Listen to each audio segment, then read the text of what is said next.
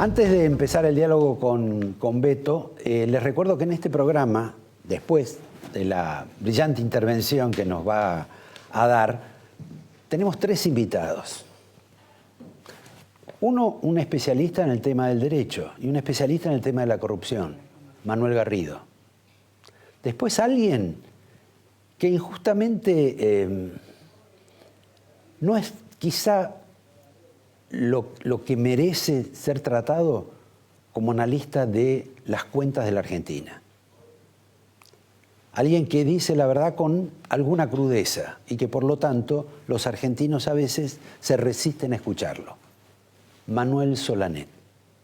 Y por último, un señor que debe estar en la cancha de fútbol ahora, uno de los responsables de la seguridad de la Argentina, cancha de fútbol en la cual ha habido incidentes y hubo más de 40 detenidos, y él es responsable porque es no solo secretario de Seguridad o ministro de Seguridad de la provincia de Buenos Aires, sino que ocurre en el club donde él es dirigente.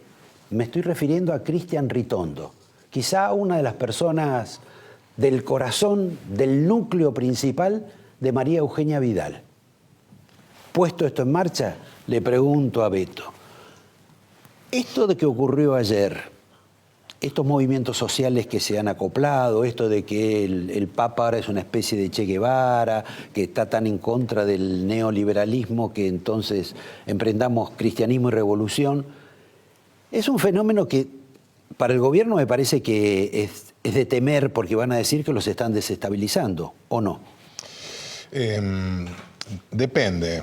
Como siempre pasa dentro del gobierno, ¿no? Hay interpretaciones en un sector, en el ala política otro tanto. Y recordar, Roberto, que también hay dentro del oficialismo una corriente más pro Francisco.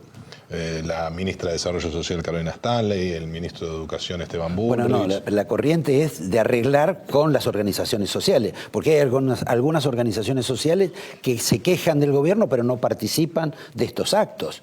Sí, pero bueno, ahí la más importante o la que hubo una negociación, vos te referís al movimiento de Evita, exacto, que además, tanto el Chino Navarro como Emilio Pérsico son muy amigos del Papa.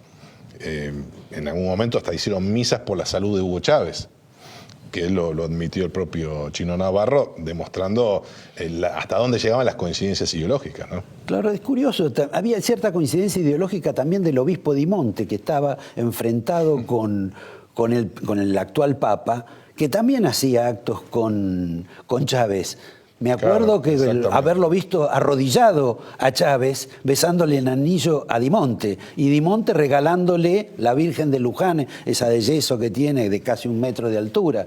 Que tenía, bueno, sí, bueno, que repartía y que repartía Cristina también. Pero ahí me parece que era otra cuestión, ¿no? Me parece que Di Monte, con las muchas diferencias que evidentemente tenía con Bergoglio, casi las mismas que tuvo en un momento el enviado que vos anticipaste, que viene ahora a Buenos Aires, Monseñor Sánchez Orondo. Casi la misma que tiene todo el clero argentino con Bergoglio, porque no nos olvidemos que Bergoglio es un general jesuita y que por lo tanto impone las condiciones dentro de la iglesia. Con el verticalismo característico de la Compañía de Jesús, ¿no? Exactamente. Bueno, nos estamos desviando. Nos estamos desviando. No, la cuestión respecto a este tema me parece que le da un poquito más de fuerza a aquellos que argumentan o que tienen una posición más crítica respecto al rol del Papa y que no solo es Elisa Carrió quien lo dice públicamente, sino que de alguna manera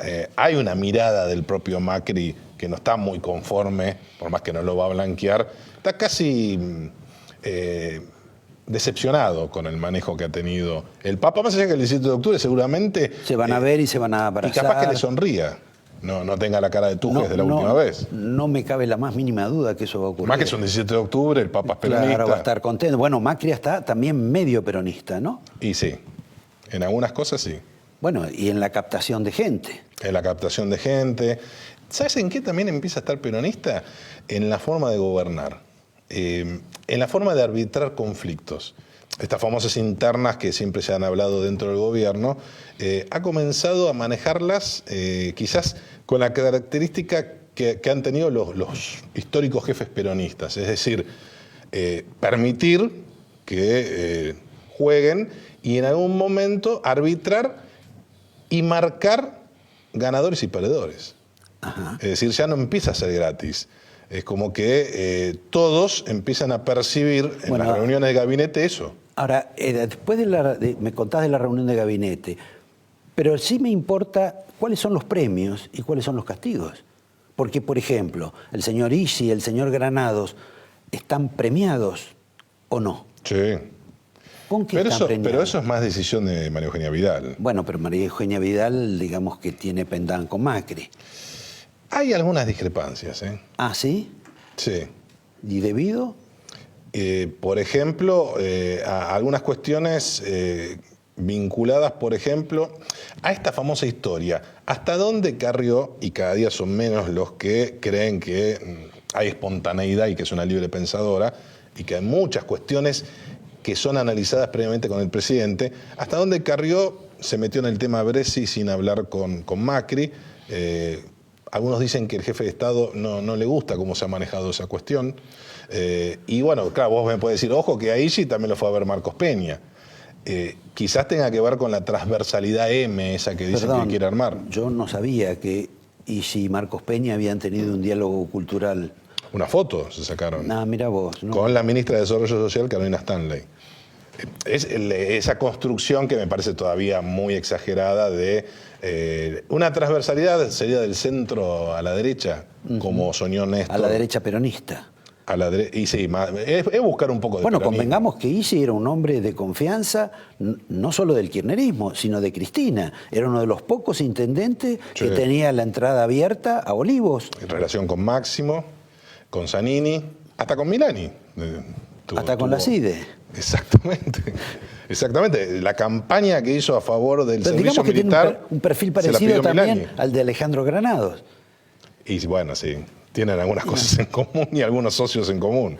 Ahora, esta gente que vos me decís no sabes con qué la premian, pero sí sabemos que de un modo u otro van a acompañar al macrismo o a Cambiemos o lo que se llame. Depende de quién vaya, ¿no? Como candidato. Hacia el año próximo. Digo, si va Elisa Carrió, si finalmente Elisa Carrió es la candidata de Cambiemos, difícilmente vayan ellos. Muy difícil. Creo que la propia Lilita va a decir, con Isi ni a la esquina. Y lo mismo con Granados. Entonces vos fíjate... Y tampoco con los radicales. No, con los radicales, ¿por qué no? ¿Los peronistas? Ah, los peronistas, claro. Decís. A ellos les molesta lo de Joaquín de la Torre, no por Joaquín de la Torre, el desembarco como ministro, sino porque se quedan sin espacio, sin ministerio. Están muy enojados con Daniel Salvador, con el vicegobernador. Bueno, pero eso fue una situación especial que se generó en determinado momento y era inevitable que ocurrieran este tipo de incidentes. El radicalismo no tenía, digamos, un plan para ver cómo se integraba al gobierno Macri. Pero, dice, nos quedamos sin el único ministerio que teníamos, que era de la producción. Ahora, con relación, por ejemplo, al tema de Carrió, por momentos uno tiene la impresión de que Carrió le hace más daño a Macri que la propia Cristina de Kirchner. ¿O no percibís vos eso? Cuando lo acusa de aristócrata que nunca tuvo frío, nunca tuvo hambre y manda a la gente a que se ampute posibilidades de los servicios. Cuando hace observaciones de esas características, da la impresión de que es más fuerte que lo que dice la propia Cristina.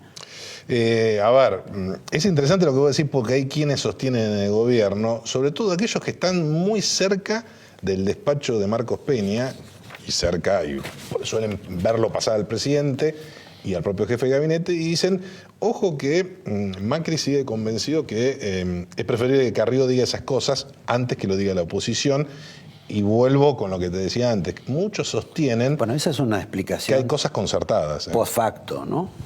Puede ser post facto, pero vos fíjate que también algunos dicen, ¿cómo le pegó Lilita a Sanz? Y al mismo tiempo me dicen algunas de estas fuentes, ojo que el presidente está enojado. Está un poquito molesto con el expresidente del Comité Nacional de la UCR porque se sobregiró. Parece que en algunos desayunos y reuniones empezó a vender que tiene más influencia de la que realmente tiene en esa mesa chica que se reúne una vez por semana en la Casa Rosada. A esa a la cual a veces no va Prat Gay porque no va Macri. No, esa es otra referencia, esa es la mesa que no preside Macri. Ah. Esa es la mesa del equipo económico que encabeza uno de los ganadores. Esto que yo te decía que en las internas hay ganadores y perdedores. Uno de los ganadores es Quintana. Quintana. Entonces, ¿por qué no va Pratgay y lo manda a Pedro Lacoste? Porque dice, no, yo me reúno con Mauricio. Como no queriendo admitir. Ahora vos fíjate qué interesante cómo cambió. Hace un tiempo, si el ministro de Finanzas y de Hacienda hacía eso, el presidente lo llamaba. Me dicen que hace como 40 días que no hay mano a mano entre los dos y que alguno cuando le comentó a Macri, Alfonso tampoco ofendido, bueno, dejémoslo. Es como que empieza a arbitrar algún tipo de cuestiones, en algunos casos, en algunas reuniones de gabinete, con momentos duros, como la pelea que le ganó por el medio ambiente en la minería Aranguren a Sergio Berman. Y le hizo pasar un momento muy difícil el presidente Macri a Berman porque se lo dio a entender de ante todos los ministros e incluso antes, cuando iba a exponer Berman, le dijo, no, Juanjo, Aranguren, habla vos. Y lo dejó muy mal parado e incluso le dijo, la próxima vez, le dijo, bueno, Mauricio, discúlpame, porque claro, parece que Berman fue casi con un discurso de Pino Solanas a explicarle a Macri que Aranguren era un peligro en materia de medio ambiente. Bueno, por haber estado en la Shell. La respuesta fue invitarlo a un acto donde se firmaba un convenio marco de acuerdo de sustentabilidad y de medio ambiente. No fue Berman, por eso el presidente le pasó la factura. La próxima vez que vaya te invite a un acto, vení. Bueno, ahora yo te agradezco que me cuentes esas pequeñas incidencias del gabinete. Pero verdaderamente después del episodio de ayer y de lo que dicen que va a venir y de los piquetes que uno encuentra en la calle y los cortes que hay en la calle, hay evidentemente una presión social, en alguna medida quizá natural, en otra seguramente empujada. Y la pregunta es, ¿qué tiene el gobierno para neutralizar esos episodios? Porque las víctimas no es el gobierno, las víctimas son los ciudadanos. Y la pregunta es, hay lo que decían los protocolos de seguridad, ¿qué pasa si esto toma otra temperatura? Porque a ver, uno advierte que en el gobierno hay algún tipo de preocupación por este tema. Y también diferentes miradas. Una es la que puede tener la ministra de Seguridad, Patricia Bullrich, otra muy distinta, Carolina Stanley, o su marido, Federico Salvay, que es el hombre fuerte que integra o encabeza la mesa chica de la gobernadora María Eugenia Vidal. Cerca de Vidal, ellos, si tienen que analizar esto, le temen más al tándem Espinosa-Magario y a la movida que puedan hacer en La Matanza que, por ejemplo, el movimiento Evita. Esto es, digamos, que el gobierno Macri o esos sectores del gobierno Macri tienen mejor afinidad con sectores, por decirlo de algún modo, de izquierda, más progresistas, que con algunos sectores del peronismo ortodoxo, como es el caso de Espinosa. No sería una cuestión ideológica, sino fundamentalmente... Bueno, perdón, para esta gente todo es ideológico. Quizá no lo sea para vos y para mí, pero ellos se manejan con una cuestión ideológica. Cristina es la que dice este es de izquierda o este de derecha. El movimiento Macri Evita, es... Bueno, los del movimiento Evita. Ellos dicen que el mensaje que les manda el movimiento Evita al gobierno, a la gobernadora Vidal, al gobierno nacional, es: nosotros no queremos incendiar nada, nosotros queremos, mientras nos cumplan. Es más, ellos están muy conformes con el gobierno nacional. ¿Por qué? Porque cuando arreglaron los planes, dice que el Chino Navarro y Pérsico preguntaron, bueno, ¿y cuánto hay que pagar de ¿Cuánto hay que devolver? Claro. ¿Pero y por qué eso sería una costumbre en el gobierno anterior? Según lo que decían ellos, dice que había un muchacho, cuando salían del ministerio que ocupaba Alicia Kirchner, había un muchacho que los esperaba y poniendo esta balaganza. Entre ellos. Y le pedían una colaboración, una gentil colaboración. Vos mencionaste, y esto estamos ya entrando, algo sobre la ruta del dinero Scioli, que ahora de pronto ha naufragado porque le atribuyeron a Scioli algo que era como imposible atribuirle, que era la cuestión de esta especie de saqueo, donde todos los días se sacaban bolsos con plata del Banco Provincia. Un absurdo, digamos, de la denuncia que en alguna medida propició el fiscal, en alguna medida convalidó el Banco Provincia y piloteó la señora Carrió. Pero vos hiciste referencias al tema de la ruta Scioli. ¿Cuál es? Y me parece que no pasa por el Vapro, sino que pasa por un personaje clave que está hoy, dicen, vinculado a Alejandro Granados en Ezeiza, que es el anterior jefe de la policía bonaerense, el comisario Maskin, y la relación con Granados cuando era ministro de Seguridad. Pero muy previo a eso, algunos dicen que hay que ir a la época del arranque de 2007. 2007-2008, cuando gana el primer mandato Scioli, donde hubo un enorme interés de la famosa caja policial. Cuánto se recaudaba, lo fueron a ver Arias Duval apenas estaba por asumir ¿Tenés idea de Scioli. la cifra que se hablaba en los últimos tiempos de lo que generaba esa caja policial? Por mes un disparate. ¿Por qué no lo decís? Y alrededor de 85 millones de pesos. Y algunos dicen un poquito más. Y algunos no. Muchos. Muchos dicen que casi el doble. Por lo menos lo que conocen. Acá lo vamos a despedir a Beto. Te agradecemos. Y acá también te agradezco como siempre. Y traje para quienes quieran un libro interesante, un aporte que es El otro demonio, las víctimas olvidadas de la guerrilla en los 70, sobre todo teniendo en cuenta que hace una semana, 7 días, se cumplieron 38 años del tremendo atentado que originó la muerte de Paula Lambruschini, olvidada por completo. Bueno, hay muertos que se olvidan y otros que siempre están.